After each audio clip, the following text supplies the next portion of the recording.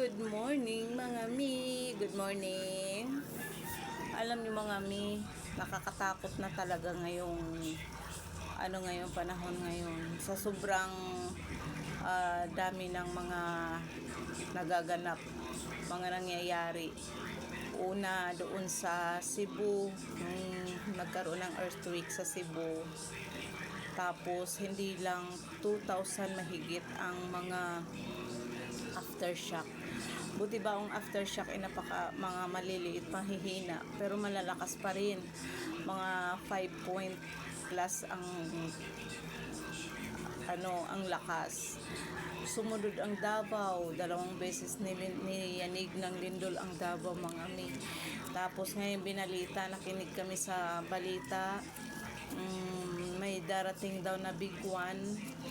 Yun daw ang the big one, ang nakakatakot dahil ang napakalakas na lindol daw yun mga mi. Tatamaan pa ng the big one, sentro ng the big one mga mi, Manila, Parañaque, Las Piñas, Pasay, Makati. Basta Manila ang tatamaan ng the big one. Kaya sa panahon ngayon, dapat hindi na mag-aaway-away ang mga tao, kundi dapat magdasal na lang, palaging magdadasal na sana hindi yun mangyari, dahil kawawa ang mga bata talaga.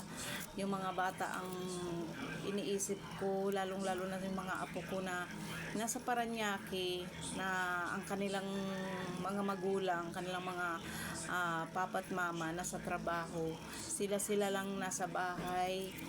Yun ang iniisip ko, nakakatakot. Kaya kailangan talaga nating magdasal, mataimtim tayong magdadasal para lumihis, hindi mangyari ang labigwa na yan. Kaya dasal lang tayo. Thank you guys, thank you for watching. Bye bye.